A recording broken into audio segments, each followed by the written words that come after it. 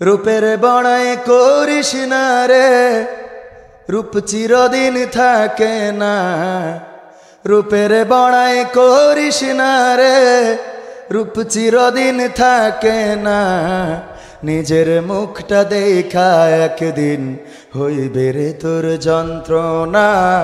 নিজের মুখটা দেখা একদিন হইবে রে তোর যন্ত্রণা। রূপের বড়াই করিস না রে, রূপ চিরদিন থাকে না। রূপের বড়াই করিস না রে, রূপ চিরদিন থাকে না। নিজের মুখটা দেখা একদিন হইবে রে তোর যন্ত্রণা। নিজের মুখটা দেখা একদিন হইবে রে তোর যন্ত্রণা। সময় হইল বড় শিক্ষক, সব দিবে শিখাইয়া। সুখের জীবন থাকবে না রে, দেখবে না কেউ চাইয়া। সময় হইল বড় শিক্ষক, সব দিবে শিখাইয়া। সুখের জীবন থাকবে না রে, দেখবে না কেউ চাইয়া। মরার আগে মরবি রে তুই, জ্বালা সইতে পারবি না। মরার আগে মরবি রে তুই, জ্বালা সইতে পারবি না। নিজের মুখটা দেখা একদিন হইবে রে তোর যন্ত্রণা। নিজের মুখটা দেখা একদিন হইবে রে তোর যন্ত্রণা। রূপের বড়াই কইরো না ভাই, রূপ চিরদিন থাকে না। রূপের বড়াই কইরো না ভাই, রূপ চিরদিন থাকে না। নিজের মুখটা দেখা একদিন হইবে রে তোর যন্ত্রণা। নিজের মুখটা দেখা একদিন হইবে রে তোর যন্ত্রণা। কিসের এত বড়াই তোমার, মাটির দেহ লইয়া। ময়রা দেখো পোকামাকড়, শেষ করবে সব খাইয়া। কিসের এত বড়াই তোমার, মাটির দেহ লইয়া। ময়রা দেখো পোকামাকড়, শেষ করবে সব খাইয়া। এই দুনিয়া ছাড়তে হবে, অহংকার আর কইরো না। এই দুনিয়া ছাড়তে হবে, অহংকার আর কইরো না। নিজের মুখটা দেখা একদিন হইবে রে তোর যন্ত্রণা। নিজের মুখটা দেখা একদিন হইবে রে তোর যন্ত্রণা। রূপের বড়াই করিস না রে, রূপ চিরদিন থাকে না। রূপের বড়াই কইরো না ভাই, রূপ চিরদিন থাকে না। নিজের মুখটা দেখা একদিন হইবে রে তোর যন্ত্রণা। নিজের মুখটা দেখা একদিন হইবে রে তোর যন্ত্রণা। নিজের মুখটা দেখা একদিন হইবে রে তোর যন্ত্রণা। আর একটু জোরে বলা যাবে না? আপনাদের কষ্ট লাগছে? 1 ঘন্টার সময়, বেশি সময় না। দাঁড়ানো মানুষগুলো যদি এসে বসতেন, কাজ না থাকে, তাহলে পরিবেশটা আরো সুন্দর হয়ে যেত। আশেপাশে মাইকের আওয়াজ যারা শুনছেন, এখানে আসলে বসলে আমি কিছু দিতে পারি আর না পারি, আল্লাহ রাব্বুল আলামিন সওয়াব দেওয়ার আল্লাহর কি অভাব আছে? আল্লাহ সওয়াব লিখে দিবেন। আল্লাহ রাসূলের ভাষা এটা হলো রিয়াজুল জান্নাহ। এখানে বসা মানে জান্নাতের একটা বাগানে বসে যাওয়া। বলেন সুবহানাল্লাহ। পাশাপাশি আল্লাহ বলেছেন, ওয়াইযা কুরিয়াল কুরআনু ফাসতামিউ লাহু ওয়া আনসিতু লাআল্লাকুম তুরহামুন। যখন তোমাদের সামনে কোরআন থেকে বলা হয়, কোরআন থেকে পড়া হয়, তখন তোমরা চুপ থাকো এবং হৃদয়ের কান খুলে দিয়ে শোনো, যাতে করে তোমাদের উপরে আল্লাহর রহমত বর্ষণ হতে পারে। আমরা যদি এখানে বসি, আমি যে কথাগুলো বলবো সরাসরি কোরআন না হইলেও কোরআন থেকে তাহকিক করে কিছু কথা, কিছু গান আপনাদের শোনাবো ইনশাআল্লাহ। সুতরাং এখানে বসলে রহমত নাজিল করবেন কে? আর আল্লাহ রাব্বুল আলামিন যদি রহমত নাজিল করেন, এর থেকে বড় পাওয়া, বড় প্রাপ্তি আমাদের আর কিছু আছে? আল্লাহ রহমত যাদের উপরে নাই, চোখ আছে কিন্তু দৃষ্টি নাই, ঠিক না বেঠিক? কান আছে কিন্তু শ্রবণ শক্তি নাই, পা আছে কিন্তু হাঁটার মতো যোগ্যতা নাই, হাত আছে কিন্তু পড়ে রয়েছে, ধরতে পারে না। আল্লাহ রাব্বুল আলামিন কত সুন্দর করে আমাদের সব দিক থেকে সাকসেস করে দিয়েছেন। আমরা চাইলে বলতে পারি, লিখতে পারি, ধরতে পারি, দেখতে পারি, মারতে পারি, কাটতে পারি, আমাদের এই ক্ষমতা আছে। অথচ আমরা আল্লাহর নাশুকরি করি, আল্লাহর শুকরিয়া আদায় করি না। আসুন আমরা একটু আল্লাহর শুকরিয়া আদায় করার জন্যে, আল্লাহর প্রতি কৃতজ্ঞ হওয়ার জন্যে এই জাতীয় কাজগুলোতে আমরা একটু, এখানে কিন্তু যাই বলি তাই বলি, যদি ঢোলের বাড়ি 2-4টে পড়তো আপনাদের মনে হয় যে লোক এখানে কম থাকতো? মাঝে মাঝে চিন্তা হতো যে জান্নাত, যার ছোট জান্নাত দিবেন, আল্লাহ রাসূল বলছে এই পৃথিবী সাল্লাল্লাহু আলাইহি সাল্লাম এই পৃথিবীর থেকে কয় গুণ বড়? 10 গুণ বড়। চিন্তা করতাম যে আল্লাহর তো জায়গার তো আর অভাব নেই। আল্লাহ বলেন কোন, সাথে সাথে ফায়া কোন হয়ে যায়। আল্লাহর জায়গার অভাব নেই, 10 গুণ কেন 100 গুণ বড় দিলেও আল্লাহ রাব্বুল আলামিন বলবে হয়ে যাবে, এটা ঠিক আছে। কিন্তু এত বড় জান্নাত, হঠাৎ মনে হতো যে এত বড় জান্নাত আসলেই কি? পরে চিন্তা করে দেখলাম যে বড় জান্নাত তো এমনিই পাবো। আমেরিকায় যদি যান, মালয়েশিয়াতে যদি যান, আপনার যদি অন্য দেশগুলো, বিভিন্ন দেশে যাবেন, দেখবেন প্রান্তর কি প্রান্তর পড়ে আছে, লোক নাই, জনমানব নাই। সৌদি আরবে গেলেও মরুভূমি, যতদূর দৃষ্টি যায় শুধু মরুভূমি, মানুষ নাই, কারণ জনসংখ্যা কম, দেশটা বড়। এক একজন যা জায়গা সম্পদ, খালি যদি মনে করে যে এত আবাদ করব, করতে পারে। আপনার 300 বিঘে 400 বিঘে করে জমি চাষাবাদ করে। আর আমাদের দেশে এখন 300-400 বিঘে জমির মালিক মনে হয় বসুন্ধরা, আকিজ, তারপরে এই জাতীয় যমুনা টমুনা যারা কুপাকুপি করে নিতে পারে, এরম ছাড়া আর তেমন একটা আছে বলে তো মনে হয় না। আছে বলেন? আবার কুপাকুপি মানে ওই কুপাকুপি না, মানে ঠেলাঠেলি করে টাকা বেশি দিয়ে আর কি। আপনারা আবার কনকের কথা কনে লাগাই দেবেন, এটা তো সমস্যা, একটু বুঝে শুনে। তো যাই হোক, 10 কাঠা জমির দাম যেখানে 10 লাখ টাকা, সেখানে ওরা চাইলে ওইটাই 1 কোটি টাকাতেও নিতে পারে। এইটার কথা বলেছি, প্রতিযোগিতা। মানে এই করে তারা ছাড়া এখন মানুষের 100 বিঘে 200 বিঘে 300 বিঘে 500 বিঘে সম্পত্তি নাই, কারণ আমাদের দেশে জনসংখ্যা বাড়ছে। দাদার ছিল 100 বিঘে, দাদা বিয়ে করেছে 60 ডে, 22 কাছা হয়েছে 40 ডে, 100 বিঘের সম্পদ 2.5 বিঘে করে ভাগে পড়েছে। ঠিক না বে ঠিক? তার মানে দাদার থেকে আর কোনো লাভ আছে? এই যে অবস্থা, এই জন্যে আমাদের জনসংখ্যা বেশি, জায়গা কম। জান্নাতে লোক যাবে কম, জায়গা হবে বেশি। সুবহানাল্লাহ। কেন লোক যাবে কম? আজকে যদি আল্লাহ রাব্বুল আলামিন বলেন, ওগো আমার বান্দারা, যারা আজকে বারান্দি পাড়া 2 নম্বর কলোনিতে মাগরিবের নামাজ আদায় করেছো, এই মাগরিবের জামাতে যারা ছিলে আমি সবাইকেই ক্ষমা করে দিলাম, জান্নাতি করে দিলাম। আর এই এলাকায় যারা মাগরিবের নামাজটা পড়ো নাই, আজকের কারণে আমি তোমাদের জাহান্নামে করে দিলাম। বলেন জান্নাতে লোক বেশি হবে না জাহান্নামে? বলেন। কারণ এই কলোনিতে যত লোক আছে, মাগরিব কি সবাই পড়েছে নাকি? 50% পড়েছে না, তাও পড়ে নাই। 25%ও পড়ে নাই, 10%ও তেমন একটা পাওয়া যায় না। ওগো আমার ভাইরা, এবার চিন্তা করে দেখেন, আল্লাহ রাব্বুল আলামিন যদি আজকে অফার দিয়ে দেন, আজকে ক্ষমা করে দেন, তাইলে কতজন মানুষ ক্ষমা পাবে? এবার আসুন জামাতের বাইরে আজকের এই প্রোগ্রামে যারা এসেছেন, বসেছেন, অনেকেই আছে, কাজ আছে, ব্যস্ততা আছে, সমস্যা নাই। কাজের ব্যস্ততা আছে, না বসলে কোনো ক্ষতি নাই। কিন্তু কাজের ব্যস্ততা নাই, দূরে বসে থেকে শুনছেন আর পিছনে সমালোচনা করছেন, এমন মানুষ যদি থাকেন, আল্লাহ যদি বলেন আজকে ওগো ফেরেশতারা, এই মাহফিলে, এই কনসার্টে বা এই ঈদ পুনর্মিলনীতে যারা বসেছে, মসজিদের সামনে আমি সবাইকে ক্ষমা করে দিলাম। বলেন বসা লোক ক্ষমা পাইলো কম না বেশি? কম লোক ক্ষমা পাইলো না? কত লোক ক্ষমা পাইলো? কম লোকই পাইল।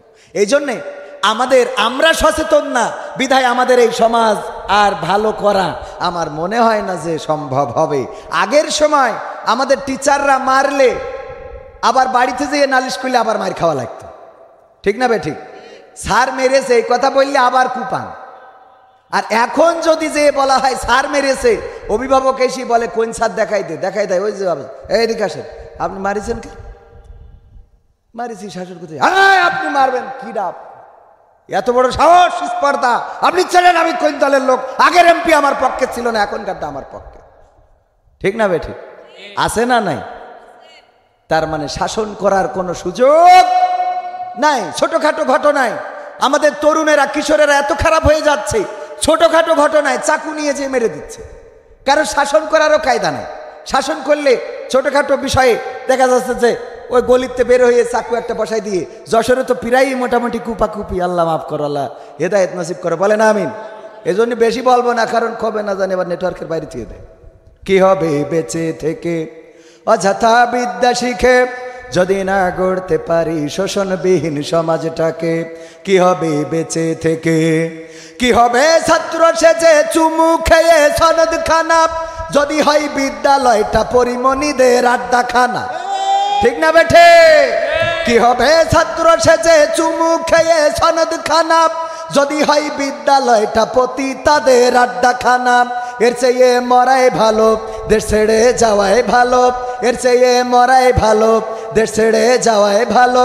কি হবে ধোকা দিয়ে বিবেকটাকে? কি হবে ধোকা দিয়ে বিবেকটাকে? কি হবে বেঁচে থেকে অযথা বিদ্যা শিখে যদি না গড়তে পারি শোষণবিহীন সমাজটাকে? কি হবে বেঁচে থেকে? কি হবে যুবক নামের বোঝা হয়ে এই ধরাতে যেখানে মা বোনেরা ধর্ষিতা হয় দিনে রাতে? কি হবে যুবক নামের বোঝা হয়ে এই ধরাতে যেখানে মা বোনেরা ধর্ষিতা হয় দিনে রাতে? যৌবনের সার্থকতা ঘুচিবে সকল ব্যথা, যৌবনের সার্থকতা ঘুচিবে সকল ব্যথা। পারো যদি বলি দিতে মানুষরূপী পশুটাকে, পারো যদি বলি দিতে মানুষরূপী পশুটাকে? কি হবে বেঁচে থেকে অযথা বিদ্যা শিখে যদি না গড়তে পারি শোষণবিহীন সমাজটাকে? কি হবে বেঁচে থেকে? কি হবে লেখালেখি কলমবাজির ওই মহড়া সমাজের আসল চিত্র যদি না যাই তুলে ধরা? কি হবে টিভি চ্যানেল সাংবাদিকের এই ক্যামেরা সমাজের আসল চিত্র যদি না যাই ভিডিও করা? যদি ওই ঘুষের বলে কলমটা উল্টো চলে, যদি ওই হ্যালো কলে ক্যামেরা উল্টো বলে, তবে কি যাবে রোখা দুর্নীতিকে? তবে কি যাবে রোখা দুর্নীতিকে? কি হবে বেঁচে থেকে অযথা বিদ্যা শিখে যদি না গড়তে পারি শোষণবিহীন সমাজটাকে? কি হবে বেঁচে থেকে? কি হবে নামাজি রোজা ইমানদারির বড়াই করে কোরআনের কর্মীগুলো থাকে যদি কারাগারে? আছে না নাই? কোরআনের কর্মীরা যখন কারাগারে যায় হাতে হাত কড়া পায়ে ডান্ডা বেড়ি, আর জামিনের খবর তো থাকে না। আর আল্লাহর ওলিরা যখন কারাগারে যায় হাতে হাত কড়া তো নাই, যখন বের হয় তখন হাতে মেহেদির রং পাওয়া যায়। বলেন সুবহানাল্লাহ। বলতে সুবহানাল্লাহ। ওরে বাপু এখানে সুবহানাল্লাহ বলা যাবে না, বলতে নাউজুবিল্লাহ। হ্যাঁ ভুলেই গেল না? হ্যাঁ ভুলেই গেল। সত্য বললাম না মিথ্যা বললাম? কি হবে নামাজি রোজা ইমানদারির বড়াই করে কোরআনের কর্মীগুলো থাকে যদি কারাগারে? মসজিদের কোণে বসে জিকির যত করো কষে, মসজিদের কোণে বসে তাসবিহ যত টানো ঠেসে, এভাবে যাই না পাওয়া আল্লাহকে? যাবে? এভাবে আল্লাহকে পাওয়া যায় না, কারণ সবচেয়ে বেশি তাসবিহ টেনেছে আব্দুল্লাহ বিন উবাই। ঠিক না বেঠে? আল্লাহ রাসূলের পিছনে দাঁড়াতো।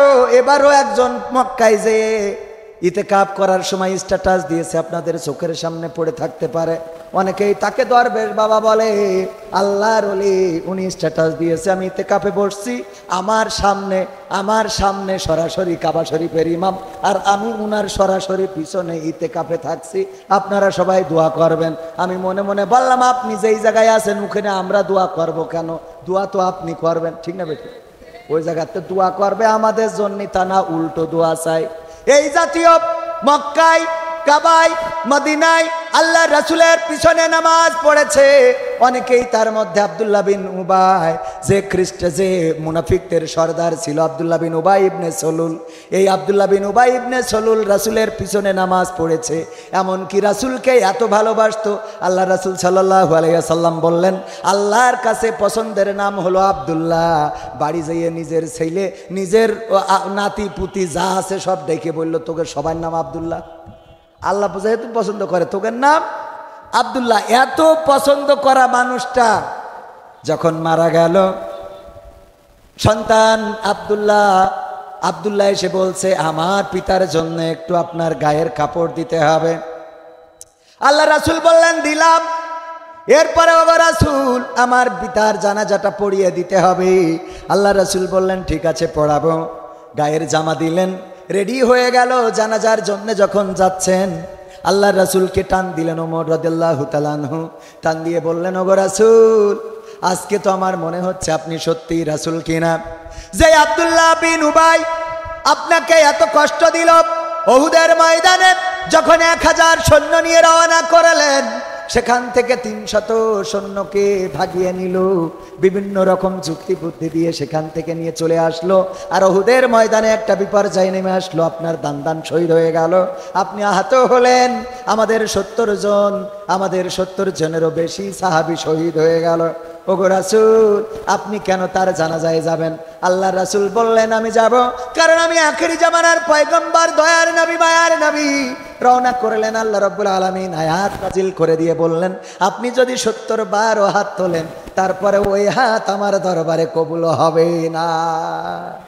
তার মানে শুধু নামাজ পড়লে জান্নাতে যাওয়া যাবে, শুধু রোজা রাখলে জান্নাতে যাওয়া যাবে, শুধু নামাজ রোজাই জান্নাত দিবে না। যদি দিত আব্দুল্লাহ বিন উবাই পাইতো, অথচ আব্দুল্লাহ বিন উবাই থাকবে জাহান্নামের সর্বনিকৃষ্টতম স্থানে।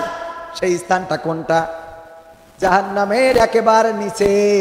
যেই নিচের জাহান্নামের ভয়ে উপরের জাহান্নামগুলো আল্লাহর কাছে পানাহ চায়, সেই জায়গায় থাকবে আব্দুল্লাহ বিন উবাই এবং তার দলের লোক। ওই দলের লোক এখনো আমাদের জমিনে আছে না নাই? আছে না নাই? আছে মানে কি? লম্বা লম্বা দাড়ি, লম্বা লম্বা জুব্বা, পাঞ্জাবি, টুপি, পাগড়ি পরে আবার ইসলামের বিরুদ্ধে, আলেম ওলামার বিরুদ্ধে, ওলামার বিরুদ্ধে, মুসলমানদের ঐক্যের বিরুদ্ধে কথা বলে, এমন আছে না নাই? অসংখ্য রয়েছে। আসুন আমরা আমাদেরকে পরিবর্তন ঘটাই। কি হবে নামাজি রোজা ইমানদারির বড়াই করে, কোরআনের কর্মীগুলো থাকে যদি কারাগারে। মসজিদের কোণে বসে জিকির যত করো কষে, মসজিদের কোণে বসে তাসবিহ যত টানো ঠেসে, এভাবে যায় না পাওয়া আল্লাহকে, এভাবে যায় না পাওয়া আল্লাহকে। কি হবে বেঁচে থেকে অযথা বিদ্যা শিখে, যদি না গড়তে পারি শোষণবিহীন সমাজটাকে? কি হবে বেঁচে থেকে? কি হবে আলেম হয়ে ইমাম সেজে মসজিদেতে, পারো যদি সত্য কথা উচ্চ স্বরে না বলিতে? এমন আলেম আছে না নাই? সত্য কথা উচ্চ স্বরে বলে না। আবার অনেক আলেম আছে সত্য কথা বলতে চায়, কিন্তু মসজিদে সত্য কথা চলে। সত্য কথা চলে এমন মসজিদ আছে না নাই? আপনাদের এখানে নাই, আমাদের অঞ্চলে অনেক জায়গায় আছে। হুজুরের বলল, হুজুর আপনি একটু আলোচনা করবেন, অনেক দিন ধরে মুসা আলাইহিস সালামের জীবন তো শুনি নাই, উনার জীবনী নিয়ে একটু আলোচনা করবেন। হুজুর আলোচনা করেছে। নামাজ শেষে সভাপতি ডেকে বলছে, এদিকে আসেন, আপনার বললাম কি আর আপনি করলেন কি? কি বললেন আর কি করলাম? আপনাকে বললাম মুসা আলাইহিস সালামকে নিয়ে আলোচনা করতে, আপনি পড়ে পড়ে খালি ফিরাউনের কথা কেন বললেন? কয় মুসা আলাইহিস সালামের জীবনের কথা বলতে গেলে ফেরাউনের কথা তো অটোমেটিক চলে আসে। কয় আসে, তাতে অসুবিধা নাই, কিন্তু যখন ফেরাউনের কথা বলছিলেন তখন আমার দিকে তাকাচ্ছিলেন কেন? সমস্যা কোন জায়গায়? চোরের মন পুলিশ পুলিশ, কিছু বললেই মনে করে আমাদের বলল, কিছু বললেই মনে করে আমাদের নিয়ে কথা বললো, আমাকে নিয়ে কথা বললো। কারণ সুদ যে খায়, সুদ হালাল না হারাম? সুদের বিরুদ্ধে কথা বলার দরকার আছে না নাই? সুদের বিরুদ্ধে কথা বললে এখানে সুদখোর যদি কেউ থেকে থাকে, আপনি যদি মনে করেন আবেদ স্যার কানে কানে বলে দিয়েছে, এটা আপনার ভুল। কার ভুল? হক কথা বললে গায়ে পড়তে পারে না। ওই যে চোর ধরার গল্প সবাই জানেন, কাঁঠাল চুরি করেছে, চেয়ারম্যান খুঁজে পায় না চোরকে, বলল যে চোর যে, সে তো আমি দেখতেই পাচ্ছি তার মাথায় আঠা লেগে আছে। চোর চিন্তা করলো, আরে মাথা দিয়ে কাঁঠালটা বইলাম, আঠা কি সত্যিই লেগে আছে নাকি? যে হাত দিল, বলল বোঝা হয়ে গেছে, ওই মালডারে ধরো। জানেন কি না ঘটনা? ওগো আমার ভাইয়েরা, কাঁঠাল চোর, কাঁঠাল চুরি করার কারণে মাথায় আঠা লাগতেই পারে। যদি বলে কাঁঠাল চোরের মাথায় আঠা লেগে আছে, যে চুরি করেছে সেই মাথায় হাত দেবে, তাছাড়া কেউ দেবে নাকি? তাছাড়া তো কেউ দেবে না, কারণ ও তো কাঁঠাল মাথায় নাই। হাত দেবে কেন? আঠা লাগলেও হাত দেবে না, না লাগলেও হাত দিবে না। এই জন্যে যারা আজকে হক কথা বললে গায়ে টেনে নেয়, তাদেরকে বলতে চাই, আপনাদের বিরুদ্ধে আমাদের কোনো বক্তব্য নাই, আপনাদের বিরুদ্ধে আমাদের কোনো কথা নাই। মসজিদের ইমাম সাহেব যখন হক কথাগুলো বলে, এই হক কথাগুলো বলার জন্যে ইমাম সাহেবকে কেউ বলে দেয় না ইমানের দাবিতে। বলে কিসের দাবিতে? ইমানের দাবিতে। কারণ আপনি যদি ইমানদার হন, সত্য কথাগুলো, কোরআনের সত্য স্পষ্ট করে সত্য কথাগুলো বলার দরকার আছে না নাই? সময়টা তো বড্ড খারাপ, আপনি তো ভাই সব জানেন। বুঝে শুনে কথা বলে ওয়াজের ইতি টানেন। উস্কানি ফুস্কানি মূলক বলবেন না কোনো কথা, এই মঞ্চে রাজনীতি ভাই করবেন না অযথা।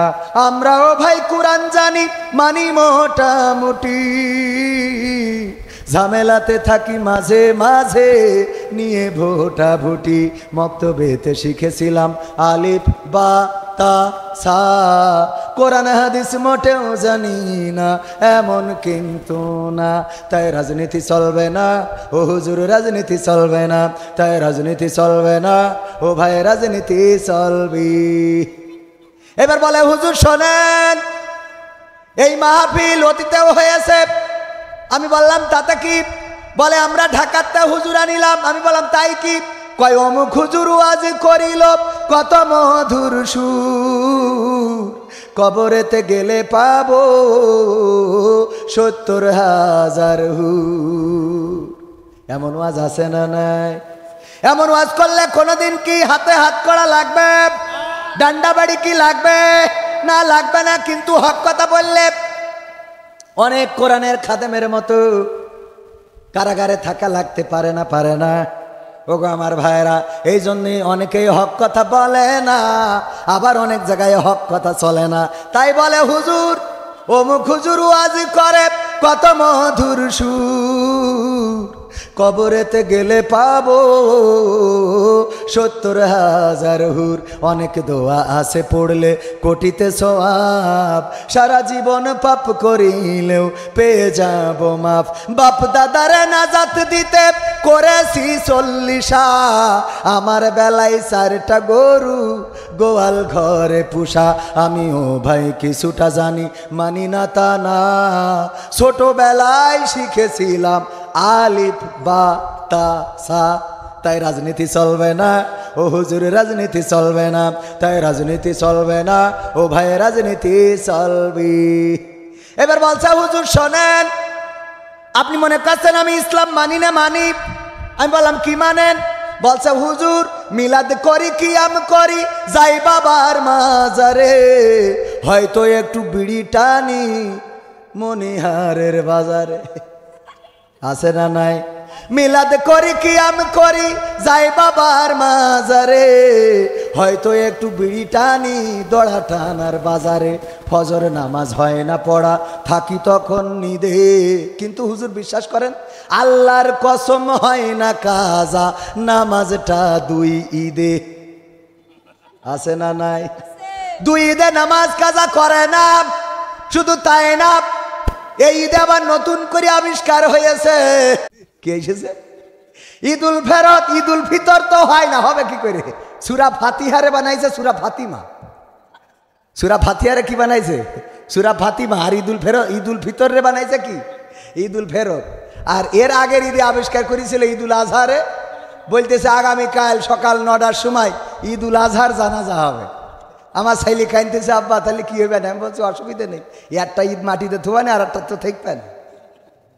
হ্যাঁ, তার মানে হলো এই আল্লাহর ওলিরা কি মানা মানে এখন কি বোঝা গেছে?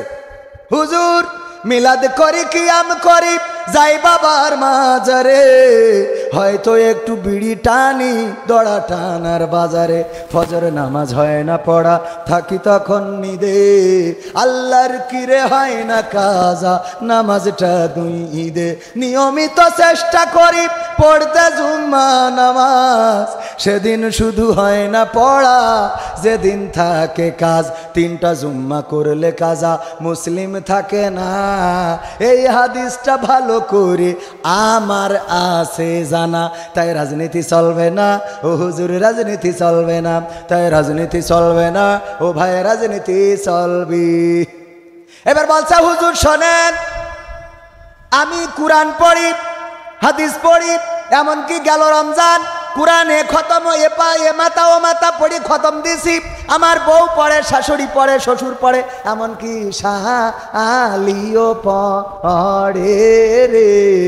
কিন্তু হুজুর এই কোরআনে রাজনীতি কোথায় আছে খুঁজে পেলাম না। হুজুর জিহাদ মিহাদ কোথায় আছে দেখিনি কোনখানে। দরগা পীরের মাজার আমার অনেক বেশি টানে রে বাবা, অনেক বেশি টানে। আছে না নাই? কোরআনে জিহাদ খুঁজে সারা মাথা পড়া শেষ, পাইনি। কেন পাইনি? আপনারা ব্যবসা করেন না অনেকেই, ধরেন দড়াটানা একজনের দোকান আছে, কার? আমাদের আবেদ স্যারের। তো ওই দোকানে খুব ভিড় হয়, তো ভিড় হয় এটাকে কেন্দ্র করে স্যার চিন্তা করলো যে একটা ওয়ার্কার পুষলি তো তাও 30, 15, 20 হাজার 30 হাজার টাকা বেতন দিতে হবে, তার থেকে ভালো একটা ময়না পাখি কিনে নিয়ে আসি। হুজুর মানুষ তো একটু বুদ্ধি বেশি, ময়না পাখি একটা কিনে এনেছে, ওরে বাড়ি রেখে রেখে ভাষা শিখাইছে, লাইন দাও এক এক করে এইসো, লাইন দাও এক এক করে এইসো, লাইন দাও এক এক করে এইসো। ময়না পাখিটা শিখে যাওয়ার পরে এখন বাড়িতে ওই পাখি নিয়ে যেয়ে ওই দোকানের সামনে লাগাই দিয়েছে। যখন ভিড় হয়ে যায় ময়না বলে লাইন দাও এক এক করে এইসো, লাইন দাও এক এক করে এইসো। আর ময়না পাখির এই কথা শুনে মানুষরা লাইন দেয়, কয় এই দেখ পাখি তাই বলছে লাইন দিতি, তোরা লাইন দে, তোরা আদম সন্তান এত বেহারা কেন? তো তখন সবাই লাইন দেয়, এক এক করে আসে। সাত দেখছে যে খুব কায়দা হতো, টাকা লাগছে না, খালি দুটো খাতি দিলেই হয়ে যায়। এই পাখি ওখানে রেখে এই সুবিধাটা নেয়। ঈদের সময়, ঈদের আগের দিন মুদিখানার দোকান তো সিমাই ছিল গত বছরের, ওই গত বছরের ডেট এক্সপায়ার সিমাই এই বছর সব চালাই দিয়েছে। দিল্লি সকালে যে যা সিমাই খেয়েছে ওর ঈদের আনন্দ মাটি। ও খালি টয়লেটের সাথে এফএন করিয়ে না কি করে ফ্রেন্ড অ্যান্ড ফ্যামিলি করিয়েতে খালি গেছে আর এসে। পরের দিন সবাই মোটামুটি সুস্থ হয়ে বড়ি টড়ি খেয়ে তে গেছে স্যারের দোকানে স্যারের কুপান টানার জন্য। যেই যখন সবাই একসাথে জড়ো হয়ে স্যারের মাধ্যম শুরু করতেছে, পাখি বলতেছে লাইন দাও এক এক করে এইসো, লাইন দাও এক এক করে এইসো, লাইন দাও এক এক করে এইসো। আচ্ছা বলেন, যদি ওই পাখির কথা শুনে লাইন দিয়ে সব এক এক করে আসে, তাহলে আবেদ স্যারের ওই দড়া টানাতে কাপড় সহ আসা লাগবে না বাড়ি? ঠিক না বে ঠিক? ময়না পাখি কি আসলে বুঝতে পেরেছে যে সে কি বলছে? ও তো যা শিখাই দিয়েছে ও নিজেও জানে না যে লাইন দাও এক এক করে এইসো, এর মানে হইলো যে লাইন দিয়ে এক এক করে আসছে। ও তো ভাষাটাই খালি। আমাদের যারা কোরআনের বিরোধিতা করে ওরা হইলো ওই ভাষাটা শিখেছে, ওরা আসলে ময়না পাখির মতো। ওদের কিরা শিখাই রেখেছে যে এরা হইলো রাজনীতি করে, এরা কোরআনের কথা বলতেছে, এরা রাজনীতি করে খায়, এরা ওই শুনে ওই বলতেছে। ওরা আসলে কিন্তু প্রকৃত অর্থে কোনোদিন কোরআন খুলিও নি, পড়িও নি, দেখিও নি, বোঝেও না। বোঝা গেছে বিষয়টা? এই হইল ঘটনা। আরও যদি আর একটা বুঝাই খুব ক্লিয়ার বুঝতে পারবেন। আমাদের আব্দুল্লাহ আলামিন ভাই বলতেছে যে এক মসজিদের মুসাল্লি আর ইমাম ছিল একটু খুড়া। কি খুড়া? খুড়া তো বোঝেন, ন্যাংরা। আর মুসাল্লি ছিল একটু কানা, চোখে কম দেখে। দুইজনে চার দোকানে বসে তর্ক বাঁধাইছে, বলছে এবার আইপিএলে চেন্নাই খুব ভালো খেলতেছে, মুস্তাফিজ কাটার মাস্টার ভালো বল করতেছে। কয় ওরে ওর থেকে কলকাতা ভালো খেলতেছে। কয় তুমি আমার জানো সাতার মাথা, ওসব জানো না, ভাও বইকে না। দুইজনে তর্ক বিতর্ক। হঠাৎ করে মাগরিবের আজান দিয়েছে, ইমাম সাহেব বলছে চলো নামাজ পড়ে আসি। ইমাম সাহেব কি খুড়া আর মুসাল্লি কি কানা। ইমাম সাহেব নামাজের মধ্যে তেলাওয়াত করছে, ওয়া কানা মিনাল কাফিরিন। কানা বলছে হুজুর তো জম্মের খারাপ। ক্রিকেট খেলা নিয়ে তর্ক হইলো চার দোকানে, আর নামাজ দিয়ে আমার কাফের বানাই দিল। ওয়া কানা মিনাল কাফিরিন, আমি এত বড় কাফের হয়ে গেলাম আজকে এক ক্রিকেটের জন্য। শুধু চেন্নাইয়ের পক্ষ নিলাম, মুস্তাফিজির কাঠার মাস্টারের, এই জন্য আমার এত বড় কাফের বানাই দিলে হুজুর। আচ্ছা যাক, হুজুরের মাফ করে দিলাম, হাজার হলেও হুজুর উনারা ছাড়া আমাকে জানাজা পড়াবে কিনা, আজকের মতো কিছু বললাম না। এরপরে যদি কোনোদিন কিছু বলে ওই দিন ধরবো। এরপরে আবার যেদিন তেলাওয়াত করেছে নামাজের মধ্যে, ওয়া কানা মিনাল কাফিরিন, কানা বলছে হুজুর আমার ধৈর্যের সীমা রেখা, আমাদের কেশব আমাদের যশোর পার হয়ে চলে গেছে, নড়াইলির মধ্যে আর সম্ভব না, বাউন্ডারি শেষ। আপনি আগের দিন আমার বলেছেন ওয়াকানা মিনাল কাফিরিন, আমি কিছু মনে করিনি। আবার আজকে আপনি বললেন ওয়াকানা মিনাল কাফিরিন, অথচ আমার স্ত্রী মুরগি রান্না করে তুজো গোশগুলো আপনার খাওয়ায়, আর আমি ওই যে হাড়গুলো ডাকনা পাকনা যেগুলো থাকে ওইগুলো খায়।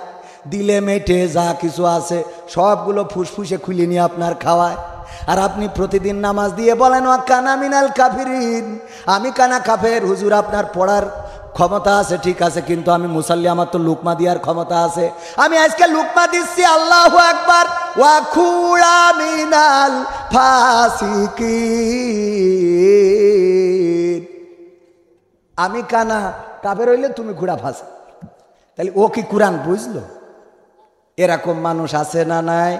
হুজুর জিহাদ মিহাদ কোথায় আছে দেখিনি কোনখানে, দরগা পীরের মাজার আমার অনেক বেশি টানে, সেথায় গেলে শর্টকাটে ভাই জান্নাত পাওয়া যায়, পরকালে তরাই নেবে চিন্তা তেমন নাই। পীর সাহেবের কাছে মুরিদ আমি আমার নেতা, বছর বছর গরু পাঠায় আমি আবার সেথা, হইলে ওরস কোনোভাবে মিস তো করি না, ওখান থেকে আল্লাহ রাসূল হয়েছে জানা।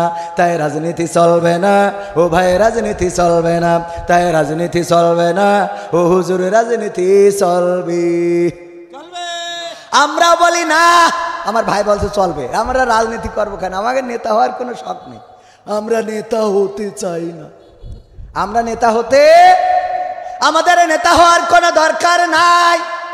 আমরা শুধুমাত্র কোরআনকে সংসদে বসাইতে চাই, ঠিক না বেঠে?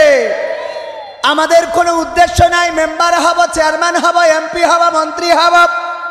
এই উদ্দেশ্য নিয়ে কোনো ইসলামী দল ইসলামী আন্দোলন করে না। প্রতিটা ইসলামী দল ইসলামী আন্দোলন করে ইসলামকে রাষ্ট্র ক্ষমতায় দেখার জন্যে। চোর চুরি করলে হাতের কবজি কেটে দিতে হবে, ছিনতাই করলে এক পাশের হাত অপর পাশের পা বিচ্ছিন্ন করতে হবে, কেউ যদি জেনা করে, ব্যভিচার করে, ধর্ষণ করে, মাজা পর্যন্ত গেড়ে দিতে হবে, চারিদিক থেকে ইট পাথর মারতে হবে। কত করে আমার যুবকদেরকে বুঝালাম, ওগো যুবকেরা অশ্লীলতা করো না। আমার মা বোনদের বললাম, আল্লাহ বললেন ওয়া করোনা ফি বুয়ুতিকুন্না ওয়ালা তাবাররাজনা তাবাররুজাল জাহিলিয়াতিল উলা, ওগো নারীরা পর্দার মধ্যে থাকো, জাহিলি যুগের মেয়েদের মতো সেজে গুজে নিজেদেরকে প্রদর্শন করে বেড়াইও না। কত ওয়াজ করে করে শোনালাম সারা বাংলাদেশে, শুধু আমি না, আল্লামা দেলোয়ার হুসাইন সাইদি থেকে শুরু করে চরমনার পীর সাহেব, হাফিজুর রহমান সিদ্দিকী কুয়াকাটা, মিজানুর রহমান আজহারি, আমির হামজা ভাই সহ সবাই বুঝাইলো, কিন্তু এত বুঝা বুঝলো। একজনের বলা হইলো তুমি মুড়ি খাবা না ভাত খাবা, বলছে মুড়ি খেয়ে তারপর ভাত খাবো, মানে একটাও ছাড়বে না, মুড়ি খেয়ে ভাত খাবে। আমার মা বোনদের বলা হইলো অশ্লীলতা করো না, পর্দার মধ্যে থাকো, সেজে গুজে বেড়ায়ও না, হয় অশ্লীলতা করো না হয় পর্দা করো। আর মা বোনেরা সিদ্ধান্ত নিয়েছে আমরা পর্দা করে অশ্লীলতা করব, ঠিক না বেঠে? এখন যত অপরাধী ধরা পড়ে, ইয়াবা নিয়ে পাচার করছিল বুরকা পরা, কথা কয় না, ইয়াবা নিয়ে যাচ্ছিল বুরকা পরা, প্রেম করেছে বুরকা পরা। আজকে আবার দেখলাম বাংলায় এসেছে একটা মেয়ে আর এক মেয়েকে বিয়ে করেছে, তাও বিয়ে করেছে কোরআন ছুঁয়ে, সহ্য না করে পারা যায়? বিয়ে করেছে, আপনাদের চোখের সামনে পড়েছে কারোর সামনে? কেউ একজন বলতে পারবেন? মেয়ে মেয়েকে বিয়ে করেছে। নারায়ণগঞ্জের মেয়ে, নাম হলো সুবর্ণা আক্তার, বিয়ে করেছে তন্নি আক্তারকে, বাড়ি হলো মংলায় বাগেরহাটের। তাকে নিতে এসেছে সময় টেলিভিশনের নিউজ, যদি চোখে না পড়ে এখনই যেয়ে বাড়ি যেয়ে সার্চ দিয়ে দেখবেন যে তাদেরকে পুলিশ হেফাজতে নেওয়া হয়েছে। ওরা আবার বিয়ে করেছে কোরআন শপথ করে, যেই কোরআনে মেয়ে মেয়ে বিয়ে, এটা তো মানে কল্পনা, সেই কোরআনে কল্পনা তো দূরের কথা, কোরআন দিয়ে জানিয়ে দিয়েছে এই কাজগুলো করার কারণে ইতিপূর্বের জাতি গোষ্ঠী ধ্বংস হয়েছে। সেই কোরআন ছুঁয়ে আজকে বাংলার জমিনে মেয়েই মেয়েই বিয়ে করে, আর এইগুলো নিয়ে পুলিশ ধরে নিয়ে যেয়ে বলছে তেমন সমস্যা না, ও একটু আসর করিছে, ও ঠিক হয়ে যাবেন, অভিভাবক আসলে ওকে হাতে তুলে দেবেন। এগের মাজা পর্যন্ত গাড়ি ইট মারার দরকার আছে না নাই? কারণ সমাজটাকে নষ্ট করছে। আজকে যদি কবির বিন সামাদ ধর্ষণকারী হতো, জেনাকারী হতো, ব্যভিচারকারী হতো, আর আমাকে যদি যেভাবে আজকে যে ব্যানার করেছেন এইভাবে যদি প্রচার করে এই জায়গায় মাজা পর্যন্ত গাড়ি দিয়ে ইট পাথর মারিয়েও আমাকে যদি হত্যা করা হতো প্রমাণিত হওয়ার পরে, আর আপনারা যদি এইটা দেখতেন, দেখার পরে বলেন তো আজকের যুবকেরা এটা দেখার পরে ওই ঈদ আসলি মোটরসাইকেলের পিছনে নিয়ে ওই গিয়ার মারার কথা মনে থাকতো? বরং গিয়ার মারতিকেও চালিও আগে দৌড় দিত, মরি বাসি ভাই তোর থেকে মাপ চাই, যে কুপান দেখেছি ও কুপান খাওয়া আমার দ্বারা সম্ভব না, ঠিক না বেঠে? এই জন্যে কোরআনের আইনের দরকার আছে না নাই? এই জন্যে কোরআনের আইনের দরকার। সম্মানিত ভাইয়েরা, কোরআনে সব সমস্যার সমাধান আল্লাহ বলে দিয়েছেন, সেটা আমি গানে গানে আপনাদের বলি। সমাধান খুঁজে খুঁজে ক্লান্ত হয়েছ যারা, সমাধান যদি পেতে চাও, সব পথ গিয়ে ভুলে কোরআন দেখো খুলে, সমাধান যদি নিতে চাও। সমস্যা যত সব দূর করে দিবে রব, সমস্যা যত সব দূর করে দিবে রব, যদি তুমি যাও চেয়ে যাও। সমাধান সমাধান খুঁজে খুঁজে ক্লান্ত, সমাধান খুঁজে খুঁজে ক্লান্ত হয়েছ যারা, সমাধান যদি পেতে চাও, সব পথ গিয়ে ভুলে কোরআন দেখো খুলে, সমাধান যদি নিতে চাও। কোরআন ধরি না বলে, কোরআন পড়ি না বলে চারিদিকে হই লাঞ্ছিত, কোরআন জানি না বলে, কোরআন মানি না বলে সব অধিকার বঞ্চিত। কোরআন ধরি না বলে, কোরআন পড়ি না বলে চারিদিকে হই লাঞ্ছিত, কোরআন জানি না বলে, কোরআন মানি না বলে সব অধিকার বঞ্চিত। মরিচিকার পিছে না ঘুরে মিছে মিছে, মরিচিকার পিছে না ঘুরে মিছে মিছে, কোরআনটা খুলে দেখে নাও। সমাধান সমাধান খুঁজে খুঁজে ক্লান্ত হয়েছ যারা, সমাধান যদি পেতে চাও, সব পথ গিয়ে ভুলে কোরআন দেখো খুলে, সমাধান যদি নিতে চাও।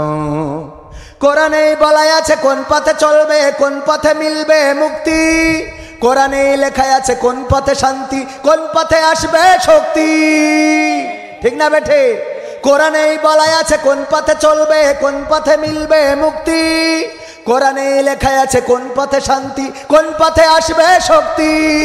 আলে আর আলোয় প্রতারিত না হয়ে, আলে আর আলোয় প্রতারিত না হয়ে কোরআনটা খুলে দেখে নাও। সমাধান সমাধান খুঁজে খুঁজে ক্লান্ত হয়েছ যারা, সমাধান যদি পেতে চাও, সব পথ গিয়ে ভুলে কোরআন দেখো খুলে, সমাধান যদি নিতে চাও।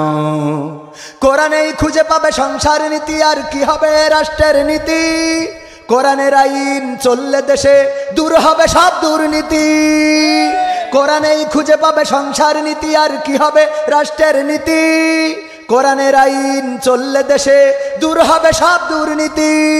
মানব রচিত মতে শান্তি খুঁজো না পথে, মানব রচিত মতে শান্তি খুঁজো না পথে, কোরআনটা খুলে দেখে নাও। সমাধান সমাধান খুঁজে খুঁজে ক্লান্ত হয়েছ যারা, সমাধান যদি পেতে চাও, সব পথ গিয়ে ভুলে কোরআন দেখো খুলে, সমাধান যদি নিতে চাও।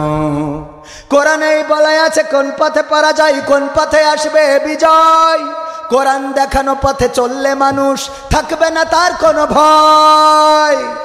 ভয় কি থাকবে? লা তাখাফ।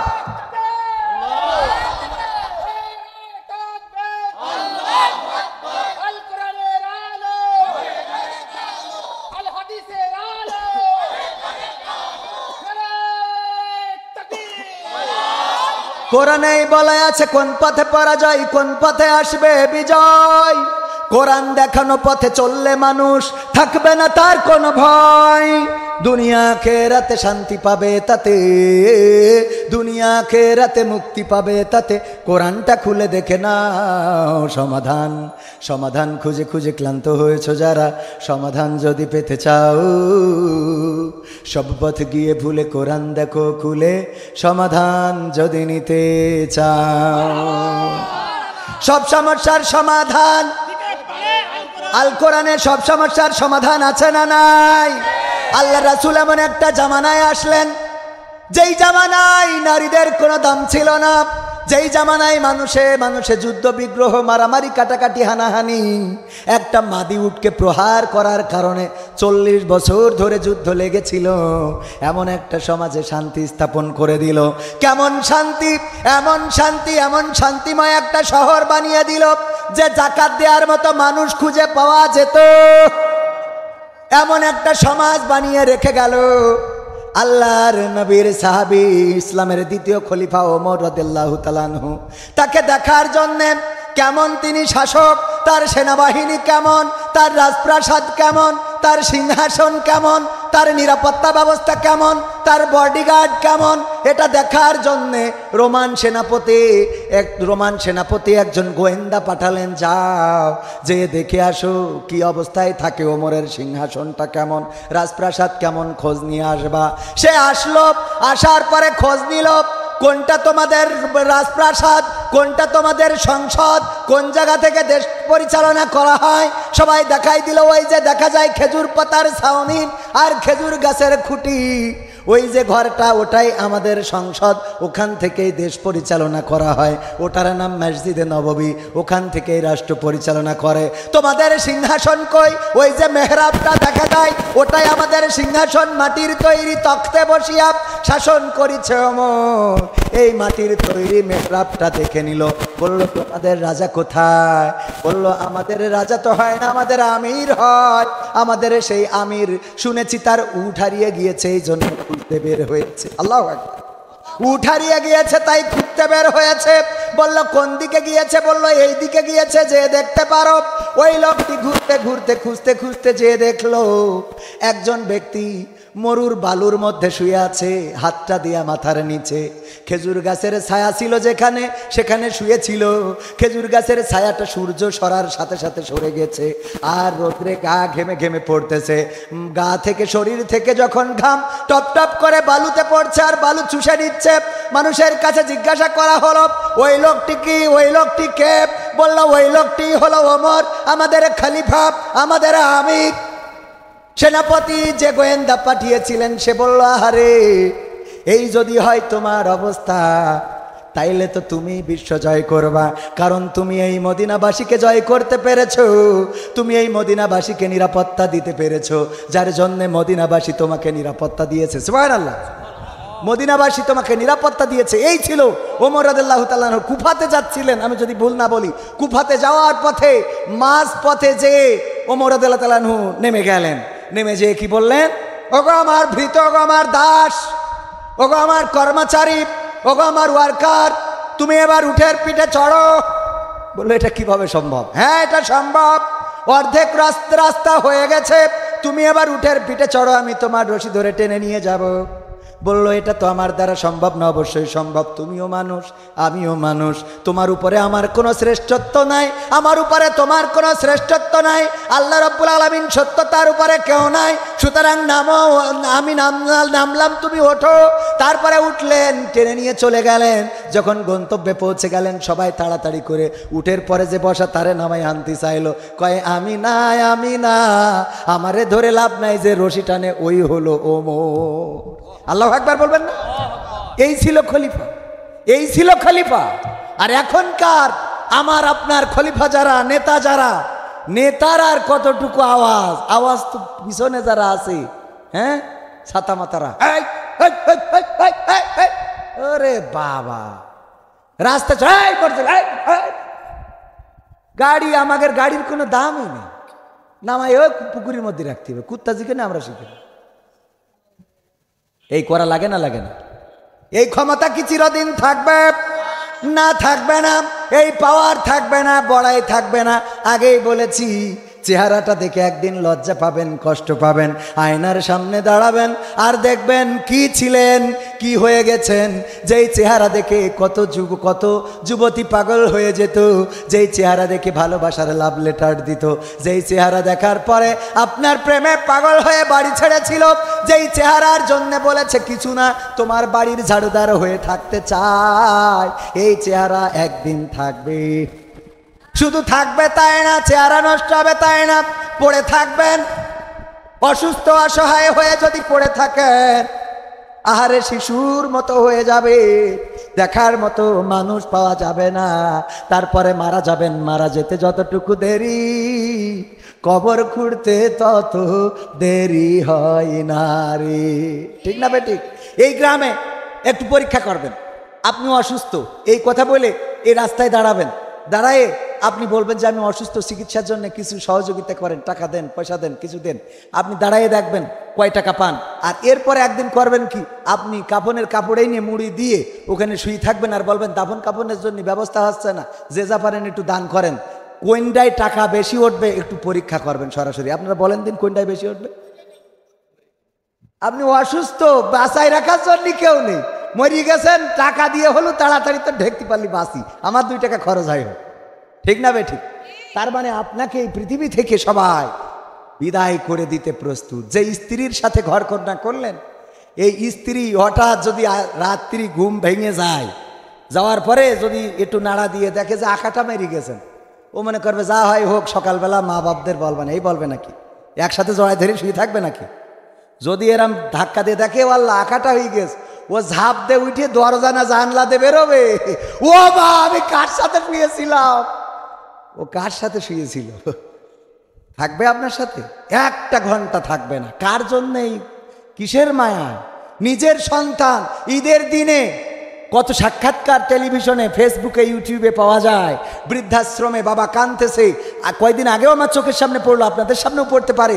ঢাকার সবচেয়ে সেরা জায়গায় 4টা ফ্ল্যাটের মালিক সন্তানেরা সন্তানদের করে দিয়েছে। এই সন্তানেরা এই বাবাকে ওই ফ্ল্যাটে থাকতে দেয় নাই, বৃদ্ধাশ্রমে তার ঈদটা কাটছে। দুনিয়ায় থাকতেই আপনারা দেখেন কি না? এই যশোরেও বৃদ্ধাশ্রম আছে। কয়েকদিন আগে তো দেখলাম আমাদের তাশরিফ ভাই না কি যেন একটা সিঙ্গার আছে, উনি যশোরে কোন বৃদ্ধাশ্রমে এসেছিলেন। যশোরেও আছে বৃদ্ধাশ্রমগুলোতে কারা? যারা তাদের সন্তানদেরকে মানুষের মতো মানুষ বানাতে পারে নাই, মাদ্রাসাতে পড়াই নাই, নামাজে যাইতে দেয় নাই। আমার মা বোনদেরও দেখবেন কন্যাদেরকে মানুষ বানাচ্ছে না, মোটরসাইকেলের পিছনে ওরে বাবা গিয়ার দিয়ে বেড়াচ্ছে। ওগুলো তো আমার আপনার বোন, আমার আপনার সন্তান নাকি? ওই আসমান থেকে এসেছে ফেরেশতা ওরা নাকি? মালাইকা নাজিল হয়েছে উপর থেকে? না, ওরা আমার আপনার সন্তান। সাইজে গুইজে বের হচ্ছে, মা খুব গর্ব করি বলে আমার মেয়ে সাজলি, একদম চিনার কায়দা থাকে না। ও আর আল্লাহ বলল সাজো কম ও করে না পি বইতি কুন্নাওয়ালা তারপর রাজনা তারপর রোজাল জাহিলিয়াতি, সাজুগুজু করি বেড়াতি আল্লাহ নিষেধ করলো। আর এগের কথা হইল আমরা সাজুগুজু করবো এমন যে আলকাতরা বেগম হয়ে যায় পরিমণি। আর ওই দেখে যুবকেরা পাগল হয়ে যায়, বিয়ে করি 1 গোসলের পরে দেখে আল্লাহ করলাম কি, এইবার আর সংসার টেকছে না। আসে হুজুরির কাছে। আমার আব্বা যখন ছিল, আমার আব্বার একটা খালা ছিল, খালার নাম ঘিন্না খালা। তো এই ঘিন্না খালা একদিন এসে আব্বার কাছে এসে বলছে সামাদ তোর কাছে আইসি কেন? তা বলছে ছেলে বিয়ে দিয়ে নিয়ে আইসি, তা বৌমা পছন্দ হচ্ছে না। তা বলছে তা কি দেখে বিয়ে দিলি? বলছে দেখিলাম যখন তখন তো ভালোই ছিল, কিন্তু বাড়ি এনে দেখলাম যে না মেকআপ ধুয়ে গেছে। তা তাহলে এখন কি করতে হবে? বলছে রাখতে চাচ্ছি না। তা রাখতে চাচ্ছিস না, তাহলে কাবিন টাবিন দিয়ে যা কিছু আইন আদালতে আছে তালাক দিয়ে দে। তা বলছে তাহলে তোর কাছে আইসি কেন? বলছে আমার কাছে কেস জন্য আইসি। বলছে যদি কাবিনের টাকা দেবো তা তুই হুজুর এই লাভ কি? তা আমি কি করবো? বলছে তুই এমন একটা তাবিজ করি দে যে ওইটা বালিশের নিচে ঢুকে রাখবো, রাখার পরে আমরা বউ রাখতে চাবো কিন্তু বউ থাকতে চাবে না। এরম একটা তাবিজ করিতেছে, বউ রাখতে চাবো কিন্তু বউ থাকতে চাবে না। এই তাবিজটা তুই আমার একটু করি দে। তো এই জন্যই ওই আমার যুবকেরাও হয় কি ফেসবুকে কণ্ঠ শুনেছে, ওরে বাবা কণ্ঠ শুনলি মনে হয় কোকিল পুড়িয়ে খেয়েছে, এত সুন্দর কণ্ঠ। এইবার বিয়ে করার জন্য মোটামুটি দেখা করার জন্য গেছে, যে দেখে মাজার নিচেতে আর কিছু নেই। এরকম আছে না নাই? উপরতে তো সব ঠিক আছে, কিন্তু এই জায়গাতে পা দুটো চিকুন আল্লাহ বানাই পাঠাইতেছে। এটা আমরা ছোট করে দেখি না, কিন্তু সে সুস্থ মানুষ হয়তো এটা বিয়ে করে। এইবার যে এ কয় না এ চলবে না, আটকায় এতে, তারপরে কুপাকুপি শুরু হয়ে যায়। তুই বিয়ে করবি না তাই এতদিন ধরি ওর সাথে ই করি। আমি তো জানতাম না, আমি তো ক্যামেরায় উপরের তো দেখি নিচের তো দেখিনি, উপর দেখি পাগল হওয়া কুপান খাবা। এই জন্যে একটু দেখে শুনে বুঝে শুনে, যাই হোক, যেই কথা বলতে যে এত দূর আসলাম সেটা হলো যে আমাদের মেয়েরা, আমাদের সন্তানেরা অন্যায় করছে, অশ্লীলতা করছে। আল্লাহ রাব্বুল আলামিন বললেন ইয়া আইয়ুহাল্লাযীনা আমানু কু আনফুসাকুম ওয়া আহলিকুম নার। ওগো ইমানদারেরা তোমরা একটু শোনো, তোমরা একটা কাজ করো, সেটা হলো তোমরা নিজের আগুন থেকে বাঁচো এবং তোমাদের আহাল বর্গকে বাঁচাও। কথাটা কার? আমরা নিজেরা নামাজ পড়ি, কপালে কালো দাগ ফেলে দিলাম। আর ছেলে ফজরের সময় উঠা তো দূরের কথা, 12টার সময়ও ঘুম ভাঙে না। লাট সাহেব 12টার সময় ওঠে, আর এই নিয়ে গর্ব করি বলে আমার ছেলে 12টার আগে তোর ঘুমই ভাঙে না। এই গর্ব করি লাভ নাই, কারণ এই সন্তান আপনার জাহান্নামের কারণ হয়ে দাঁড়াবে। বলেন ঠিক না বেঠিক? সুতরাং আমাদের আল্লাহ হেফাজত করুন। আর 2-1টা সঙ্গীত শোনায় নাকি? 2-1টা সঙ্গীত শোনায়। আমি চাই বাংলাদেশে কাঁদবে না আর কেউ তো দুঃখে, আমি চাই প্রতিটা মানুষ মিলে মিশে থাকবে সুখে। আমি চাই বাংলাদেশে কাঁদবে না আর কেউ তো দুঃখে, আমি চাই প্রতিটা মানুষ মিলে মিশে থাকবে সুখে। আমি চাই ভিক্ষুক হয়ে ঘুরবে না কেউ কারো দ্বারে, আমি চাই কাটবে না রাত কখনো কারো অনাহারে। আমি চাই ভিক্ষুক হয়ে ঘুরবে না কেউ কারো দ্বারে, আমি চাই কাটবে না রাত কখনো কারো অনাহারে। আমি চাই মাজলুমেরা ফেলবে না আর চোখের পানি, আমি চাই কোটের দ্বারে কাঁদবে না বিচারের বাণী। কোটের দ্বারে বিচারের বাণী কাঁদে না? কাঁদে না? কাঁদে। আমরা মনে করি, মনে হয় এটা আমাদের যে যত নির্যাতন নিষ্পেষণ আসে অনেকেই কিন্তু সরাসরি পুলিশের দোষ দিয়ে বসে থাকে। পুলিশ খারাপ, প্রশাসন খারাপ, এরকম মনে করি না? আসলে কি ওরা খারাপ নাকি উপরের কলকাঠি খারাপ? মেশিন খারাপ, এই জন্য ওর থেকে যা বের হয় সেইটাও। অথচ আমার প্রশাসনের ভাইয়েরা তারা কিন্তু ইসলামের পক্ষের লোক, তারা আলেম ওলামার পক্ষের লোক, দ্বীনের পক্ষের লোক, ধর্মের পক্ষের লোক। আমি অনেক দেখেছি হুজুরেরা যখন প্রশাসনের ভাইয়েরা আলেম ওলামাদের হাতে হাত কড়া পরায় নিজেরা চোখের পানি ফেলে, এই মানুষটাকে হাত কড়া লাগাইলাম, এরকম আছে না নাই? কিন্তু আমাদের দৃষ্টিভঙ্গি হয়ে গেছে খুবই খারাপ। আমি ওই যে উদাহরণ দিতে যেয়ে বলি, একবার একজন গরিব মানুষ আপনাদের যশোরে ভ্যানের ব্যাটারি নষ্ট হয়ে গেছে, তো কিনার টাকা নেই, এই জন্য আল্লাহর কাছে চিঠি লিখেছে, আল্লাহ চেয়ারম্যানের কাছে গিয়েছিলাম টাকা দেয় নাই, মেম্বারের কাছে গিয়েছিলাম দেয় নাই, তা তুমি আমার 40,000 টাকার ব্যবস্থা করে দাও। চিঠি লিখে বেলুনি দিয়ে উড়ে দিয়েছে যাতে আল্লাহর কাছে পৌঁছায়। তা বেলুন আল্লাহ পর্যন্ত যাবে? এখন ওইটা পাশে ছিল থানা, বড় একটা গাছ, সেখানে বেঁধে পড়েছে। পড়লি থানায় একদিন না দুদিন না 3-4 দিন এভাবে লিখে লিখে পাঠাইছে যে আল্লাহ দেখা যাক কবে উত্তর দেয়। ওই যেই উড়াই দেয়, যেই পড়ে ওই থানায়। তো থানার পুলিশ দেখি বলছে, আল্লাহ স্যার এই যে দেখা যাচ্ছে, ওসি যেই বলতেছে এই মানুষটা মনে হয় খুব কষ্টে আছে, ইতি মকসেদ মিয়া, উনি খুব কষ্টে, এই যে আল্লাহর কাছে চিঠি লিখেছে, আল্লাহ একটু ব্যাটারির ব্যবস্থা করে দাও, 40,000 টাকা লাগবে, কিভাবে কি করব। তো ওসি বলতেছে এক কাজ করো, সবাই কিছু কিছু টাকা উঠায়ে সেই টাকাটা আমরা একটা ব্যাটারি কিনে দিবানে। এখন টাকা উঠাইছে, টাকা হয়েছে 20,000। কয় হাজার? 20,000। এই টাকা নিয়ে পুলিশের ভাইয়েরা যে দেশে, এই নাও 20,000 টাকা তোমার কুচ করে দিলাম, আর 20,000 তুমি ম্যানেজ করি একটা ব্যাটারি কিনে। পরের দিন আবার একটা চিঠি লিখে পাঠাইছে, সেটাও থানায় যেয়ে পড়েছে। ওতে লিখে দিয়েছে কি, আল্লাহ তুমি টাকা পাঠাইলে তা পুলিশ দিয়ে পাঠাইলে, ওরা তো 20,000 ঝাড়ি খেয়েছে। আসলে কি ঝাড়ি খেয়েছে?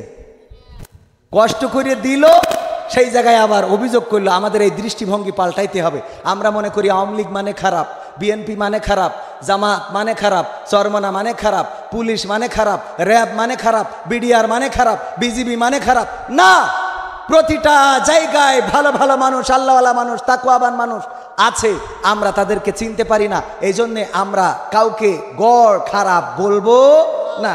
আমি তো সেইভাবে যাচ্ছি। আমি চাই বাংলাদেশে কাঁদবে না আর কেউ তো দুঃখে, আমি চাই প্রতিটা মানুষ মিলে মিশে থাকবে সুখে। আমি চাই ভিক্ষুক হয়ে ঘুরবে না কেউ কারো দ্বারে, আমি চাই কাটবে না রাত কখনো কারো অনাহারে। আমি চাই ভিক্ষুক হয়ে ঘুরবে না কেউ কারো দ্বারে, আমি চাই কাটবে না রাত কখনো কারো অনাহারে। আমি চাই মাজলুমেরা ফেলবে না আর চোখের পানি, আমি চাই কোটের দ্বারে কাঁদবে না বিচারের বাণী। আমি চাই মাজলুমেরা ফেলবে না আর চোখের পানি, আমি চাই কোটের দ্বারে কাঁদবে না বিচারের বাণী। আমি চাই বাংলাদেশে কাঁদবে না আর কেউ তো দুঃখে, আমি চাই প্রতিটা মানুষ মিলে মিশে থাকবে সুখী। আমি চাই ধর্ষিতা বোন কাঁদবে না আর অন্ধকারে, আমি চাই ধর্ষকেরা ভালো হবে তওবা করে। আমি চাই ধর্ষিতা বোন কাঁদবে না আর অন্ধকারে, আমি চাই ধর্ষকেরা ভালো হবে তওবা করে। আমি চাই অধিকার নিয়ে খেলবে না কেউ সিনিমিনি, আমি চাই বুঝবে সবাই থাকবে না কেউ চিরদিনই। আমি চাই অধিকার নিয়ে খেলবে না কেউ সিনিমিনি, আমি চাই বুঝবে সবাই থাকবে না কেউ চিরদিনই। আমি চাই বাংলাদেশে কাঁদবে না আর কেউ তো দুঃখে, আমি চাই প্রতিটা মানুষ মিলে মিশে থাকবে সুখে। আমি চাই সাংবাদিকে সত্য কথা লিখুক সবে, আমি চাই চ্যানেলগুলো সত্য প্রচার করুক ভাবে। আমি চাই সাংবাদিকে সত্য কথা লিখুক সবে, আমি চাই চ্যানেলগুলো সত্য প্রচার করুক ভাবে। আমি চাই দাদার দেশের চ্যানেলগুলো বন্ধ হবে, আমি চাই ইসলামী টিভি চ্যানেল খোলা রবে। আমি চাই স্টার জলসাজি সিনেমা বন্ধ হবে, আমি চাই ইসলামী টিভি চ্যানেল খোলা রবে। আমি চাই বাংলাদেশে কাঁদবে না আর কেউ তো দুঃখে, আমি চাই প্রতিটা মানুষ মিলে মিশে থাকবে সুখী। আমি চাই বন্ধ হবে সুদের ঘুষের লেনা দেনা, আমি চাই যোগ্য যুবক দেশ দশের বোঝা হবে না। আমি চাই বন্ধ হবে সুদের ঘুষের লেনা দেনা, আমি চাই যোগ্য যুবক দেশ দশের বোঝা হবে না। আমি চাই খুন খারাপি হবে না কভু আমার দেশে, আমি চাই গড়বে এ দেশ ভাইয়ে ভাইয়ে ভালোবেসে। আমি চাই খুন খারাপি হবে না কভু আমার দেশে, আমি চাই গড়বে এ দেশ ভাইয়ে ভাইয়ে ভালোবেসে। আমি চাই বাংলাদেশে কাঁদবে না আর কেউ তো দুঃখে, আমি চাই প্রতিটা মানুষ মিলে মিশে থাকবে সুখে। আমি চাই আলেম যারা থাকবে দেশে মুক্ত তারা, আমি চাই মুফাসসিরের কণ্ঠে কোরআন শুনবে ধরা। আমি চাই আলেম যারা থাকবে দেশে মুক্ত তারা, আমি চাই মুফাসসিরের কণ্ঠে কোরআন শুনবে ধরা। আমি চাই কারাগার থেকে ফিরবে আমার ভাইয়েরা নিড়ে, আমি চাই কোরআনের কর্মীরা মোদের মাঝে আসবে ফিরে, আমি চাই কারাগার থেকে ফিরবে আমার ভাইয়েরা নিড়ে, আমি চাই কোরআনের পাখিরা মোদের মাঝে আসবে ফিরে, আমি চাই বাংলাদেশে কাঁদবে না আর কেউ তো দুঃখে, আমি চাই প্রতিটা মানুষ মিলে মিশে থাকবে সুখী, আমি চাই সংসদ থেকে বলবে সবাই খোদার কথা, আমি চাই নেতারা সবাই মুছে দেবে দুঃখীর ব্যথা, আমি চাই সংসদ থেকে বলবে সবাই আল্লাহর কথা, আমি চাই নেতারা সবাই মুছে দেবে দুঃখীর ব্যথা, আমি চাই আইন হবে আল কোরআনের বিধান দিয়ে, আমি চাই থাকবে মানুষ শান্তি ও সুখ সঙ্গে নিয়ে। ঠিক না বে ঠিক? আগে তো অনেকবার বুঝিয়েছি কোরআনের আইন কায়েম হইলে কিভাবে শান্তি আসবে। আর একটা শর্টকাটে যদি বলি, আমি ধরেন এখানে এসে কথা বলতেছি কিন্তু আমার হাতের কবজি নাই, তার মানে কি? অন্য যে কোনো কারণে কাটা হতে পারে, কিন্তু আমি যদি এবারে কবজিবিহীন এসে ওয়াজ করি, ওগো আমার ভাইরা, ওগো বারান্দি পাড়াবাসী, ওগো কলোনি দুয়ের লোকেরা, দয়া করে কেউ চুরি করবা না, চুরি করা গুনাহের কাজ, আর যদি চুরি করো কোরআনের আইনে কিন্তু হাতের কবজি থাকবে না, অমনি ঘেসাং করে মেরে দেবে, সুতরাং কেউ চুরি কইরো ও না আরি। আপনারা বলতেন কবির বিন সামাদ আপনার হাতের কবজি কই, আমি বলতাম আমার বাড়ি আখ লাগাইলো আমার আব্বা, ওই আখ মাড়াই করার জন্য গরু দিয়ে একদিন মলছিলাম, মলতে মলতে আমি আখ ঢুকাচ্ছিলাম, ঢুকাতে ঢুকাতে হাত ঢুকে গেছিল, হাত ঢুকে সেইটা রস হয়ে পাটালি হয়ে গেছি, 250 বেডে আসার পরে ডাক্তার কেটে দিয়েছে। আপনারা বলতেন যাই বলো তাই বলো, এই হুজুর কিন্তু এককালে ছিল, ঠিক না বেঠে? তার মানে যদি কেউ চুরি করে হাতের কবজি কাটা হবে, এই চোর যদি মেম্বার হয় হাতের কবজি কাটা হবে না? হবে না?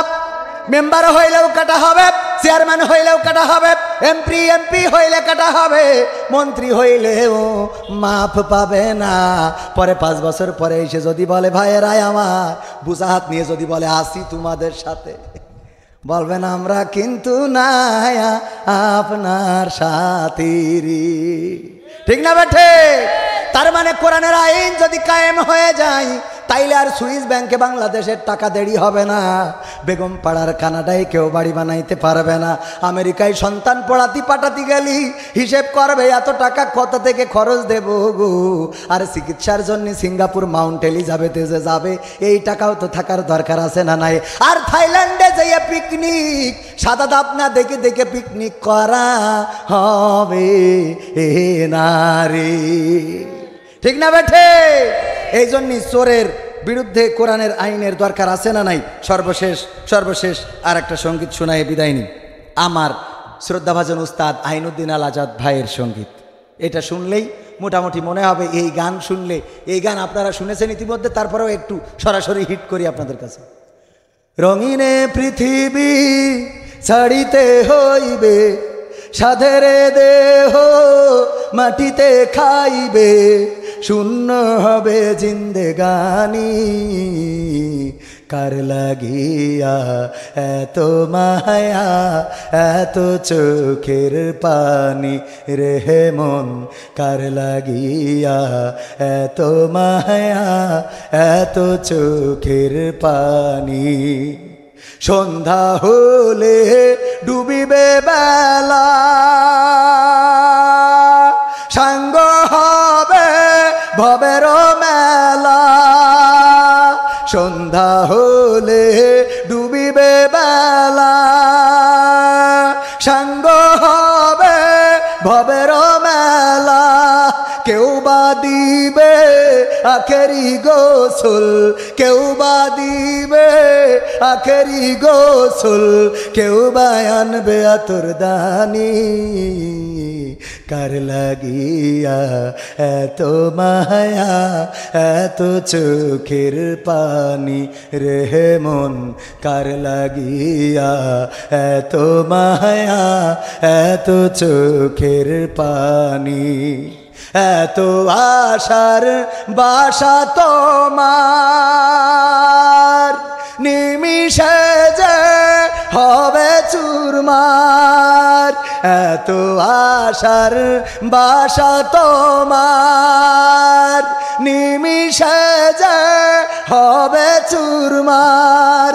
ডাকবে ছেলে বাবা বলে, ডাকবে মেয়ে মামা বলে, সাড়া তো দেবে না যে তুমি। কার লাগিয়া এত মায়া, এত চোখের পানি রে মন, কার লাগিয়া এত মায়া, এত চোখের পানি।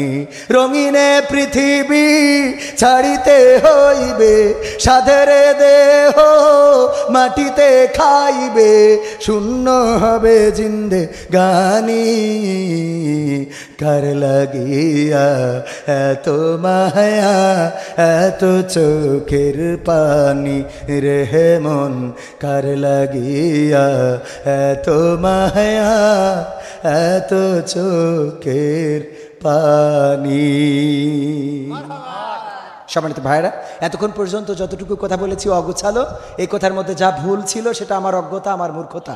আল্লাহ যেন ভুলগুলো আমাকে ক্ষমা করে দেন। যদি ভালো কিছু বলে থাকি, আল্লাহ রাব্বুল আলামিন তৌফিক দিয়েছেন, আল্লাহর শুকরিয়া আদায় করছি। আমার কথায় যদি কেউ কষ্ট পেয়ে থাকেন, অনাকাঙ্ক্ষিতভাবে ক্ষমা সুন্দর দৃষ্টিতে দেখবেন। আগামীতে আবারও দেখা হওয়ার প্রত্যাশা রাখছি এবং আপনাদের জন্য আমার পক্ষ থেকে দোয়া, আমার জন্য দোয়া চেয়ে আজকের মতো বিদায় নিচ্ছি। আল্লাহ রাব্বুল আলামিন সকলকে ভালো রাখুন এই প্রত্যাশায়। আসসালামু আলাইকুম।